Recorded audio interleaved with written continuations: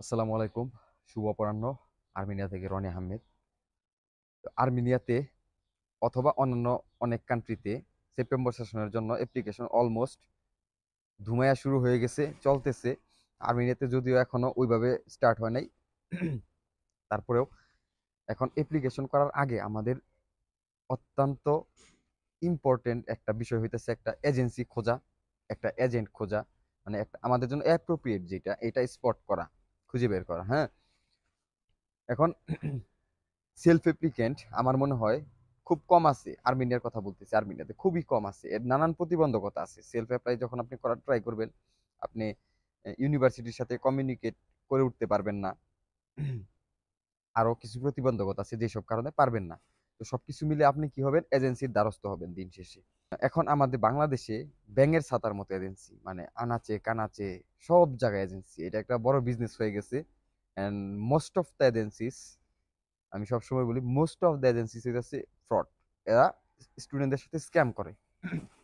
নানান কারণে আমি যেহেতু সেলফ অ্যাপ্লাই করতেছি না, হুম, তাহলে আমার আলটিমেটলি ওই এজেন্সি দ্বারস্থ হতেই হবে। কিন্তু হওয়ার আগে আমার একটা ভালো এজেন্সি খুঁজে বের করতে হবে। যদিও এজেন্সি গুলা ভালো হয় না, তার মধ্যে খারাপের মধ্যেও একটু ভালো আছে। তো ওইগুলোর কথা বলতেছি আমি। এইটা কিভাবে আমরা ফাইন্ড আউট করব, এটা নিয়ে কথা বলবো অ্যাকচুয়ালি। তো যেটা করতে হবে, প্রথমে আপনি অনেকগুলো এজেন্সি ঘুরবেন। আজকে একটা এজেন্সিতে গেলেন, যাওয়ার পর তাদের সাথে কথা বলবেন। কথা বলার পরে তারা যে ইনফরমেশনগুলো আপনাকে দিল, ওইটা আপনি নোট করবেন। এরপর আরো একটা এজেন্সি ঘুরবেন, আরো একটা ঘুরবেন, আরো একটা ঘুরবেন, যত সম্ভব ঘুরবেন।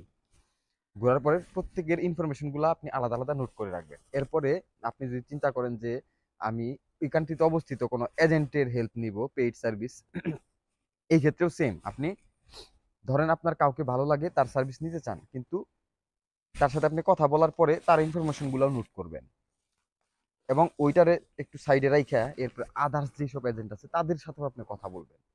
প্রত্যেকের এইভাবে ইনফরমেশন গুলো আপনি নোট করবেন। এখন এটা গেল।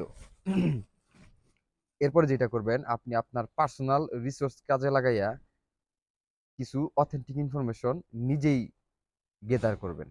লেটসে আপনি ইউনিভার্সিটির ওয়েবসাইট ঘুরলেন অথবা মিনিস্ট্রির ওয়েবসাইট ঘুরলেন, যে এই কান্ট্রির ভালো ইউনিভার্সিটি কোনগুলা অ্যান্ড কি কি রিকোয়ারমেন্ট, এগুলো আপনি কি করলেন, নোট করলেন আলাদা। এখন আপনার এক হাতে থাকলো আপনার গেদার করা অথেন্টিক ইনফরমেশন গুলা, আরেক হাতে থাকলো ওই যে এজেন্সিস এবং এজেন্ট তাদের ইনফরমেশন গুলো। এখন আপনি এই দুইটার মধ্যে কি করবেন, কম্পেয়ার করবেন। আপনি দেখবেন এই অথেন্টিক ইনফরমেশন গুলার সাথে কোন ব্যক্তির বা কোন প্রতিষ্ঠানের ইনফরমেশন গুলা অ্যালাইন করতেছে। 100% ম্যাচ না করলেও 95% করতেছে। যেটা করবে আপনি সেটার জন্য যান, তার সাথে কমিউনিকেট করেন।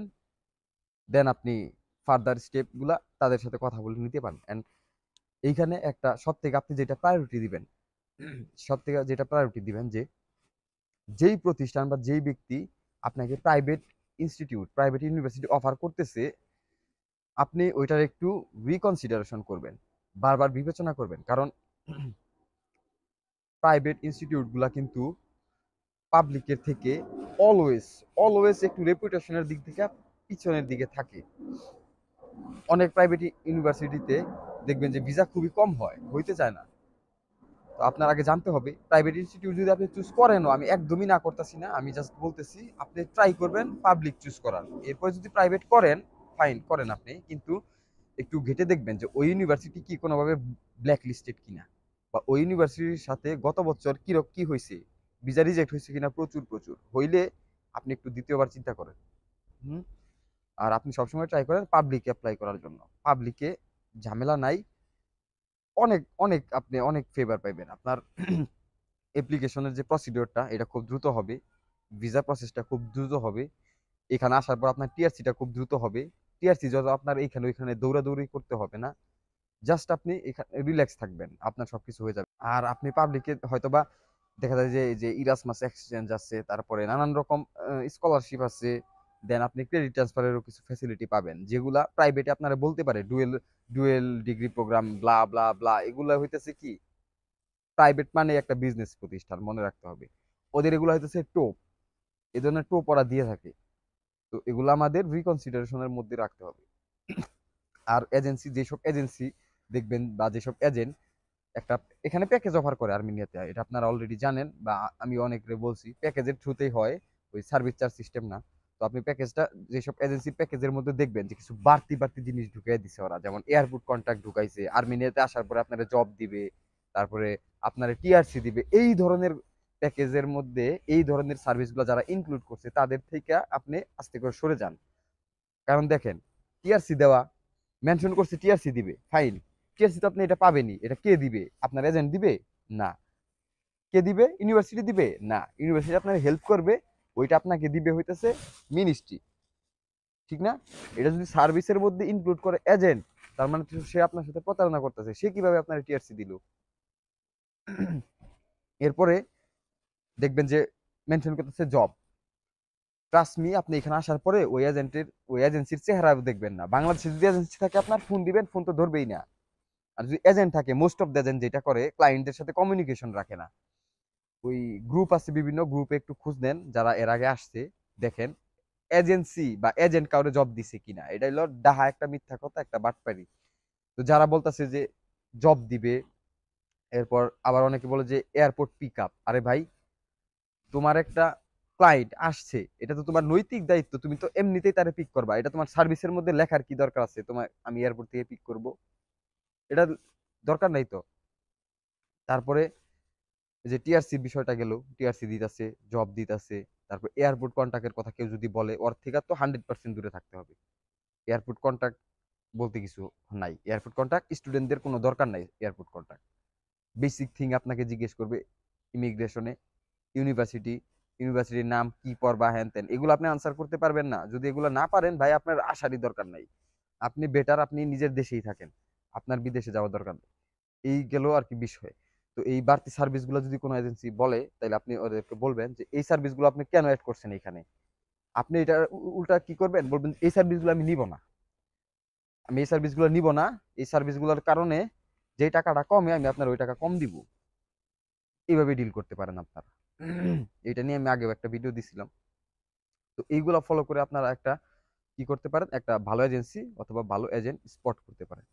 আর আপনারা অলওয়েজ একটা এজেন্সি স্পট করার আগে বা ওটা ডিসিশন ফাইনালি মেক করার আগে, ওইটার এগেইনস্টে আপনারা একটু দেখবেন যে ওই এজেন্সি থেকে আগের বছর পোলাপান কিরকম, ওদের সাকসেস রেশিও ছিল, ওরা কি পোলাপানের সাথে স্ক্যাম করছে কিনা।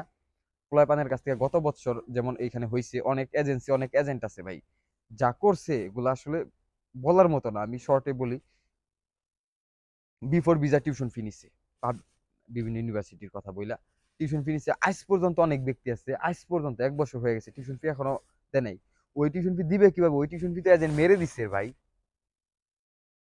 স্টুডেন্টরা কি করছে, ডিরেক্ট ইউনিভার্সিটিকে টিউশন ফি পাঠায় নাই, না পাঠাইয়া ওই এজেন্সিতে যায় টিউশন ফি জমা দিয়ে আসছে, অথবা ওই এজেন্টকে পাঠাই দিছে।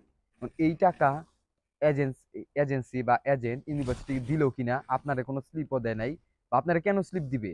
আপনার ইউনিভার্সিটি পে করার দরকার হলে আপনি নিজে পে করবেন, মাঝখানে থার্ড পার্সন ওই ব্যক্তি ওকে, ওর কোনো রাইট আছে নাকি আপনার টিউশন ফি নেওয়ার, ইউনিভার্সিটিকে মাঝখানে দেওয়ার?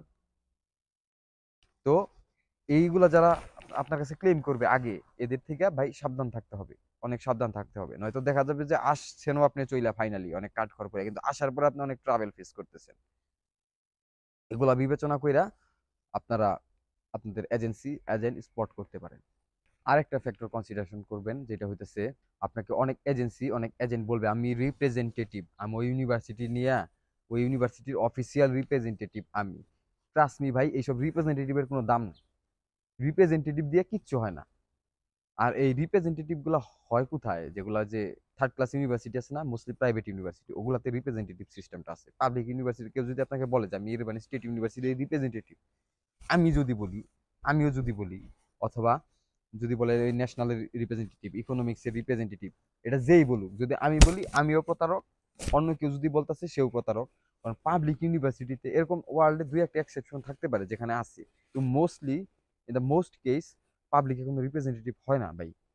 এগুলা জাস্ট ওরা পাবলিকের নাম ভাঙাইতেছে। আপনি একটা মেল দেন ওই ইউনিভার্সিটিতে, মেল দিয়ে বলেন যে এই ব্যক্তি ডাটা, এই যে নাম দিবেন, এটা দিবেন, দিয়ে বলবেন এই ব্যক্তিকে আপনাদের রিপ্রেজেন্টেটিভ, দেখবেন কি করে ওর এগেইনস্টে অ্যাকশন নিবে উল্টা।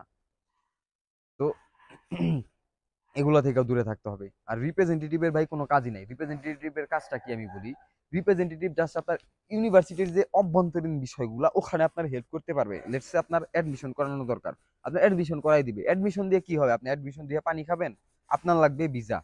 অ্যাডমিশন আপনি নিজে অ্যাপ্লাই করলেও অ্যাডমিশন পাইবেন, আমি করে দিলেও অ্যাডমিশন পাইবেন, এটা গরু ছাগল দিয়ে যদি আপনার পেপার জমা দিয়া করে দেয় আপনি অ্যাডমিশন পাইবেন। তাহলে এখানে রিপ্রেজেন্টেটিভ স্পেশাল জিনিসটা কি, এটার কি এটা, এটা আমি আজ পর্যন্ত বুঝি নাই।